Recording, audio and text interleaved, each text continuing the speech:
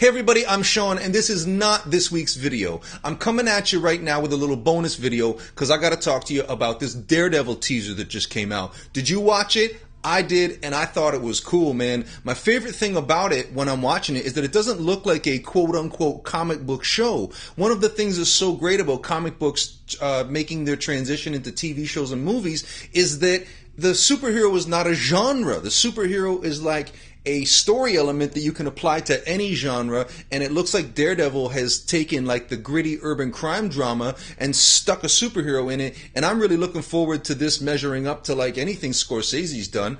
It looks pretty cool. I'm not saying it's going to be Scorsese quality, but I mean, it looks cool. It looks like it's more up that alley than it is like Agents of S.H.I.E.L.D. or Arrow or one of those. It looks cool. I'm watching Daredevil jumping around in that black costume, and at one point I thought I caught a glimpse of him in his classic red costume from the back, but I watched it again and I couldn't find it, so it must have been a trick.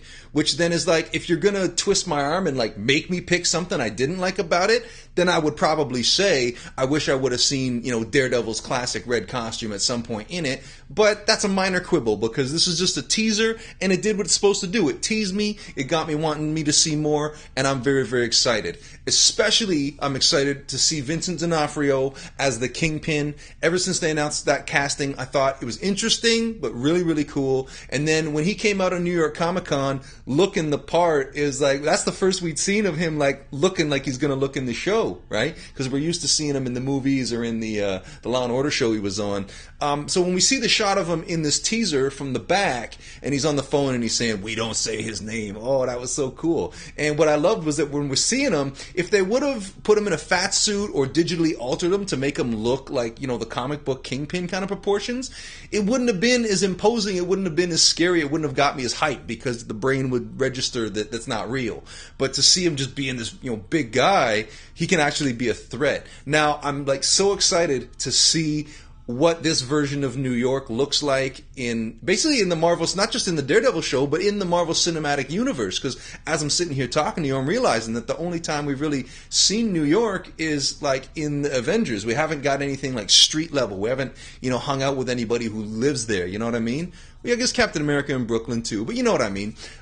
This whole thing with Netflix doing the show, if it's a network show and it's week to week, they got to keep you coming back week to week. But Netflix knows they've got you. Netflix knows that if you're watching it, you're most likely binge watching it in a session or two. So it's going to play more like a really, really, really long movie.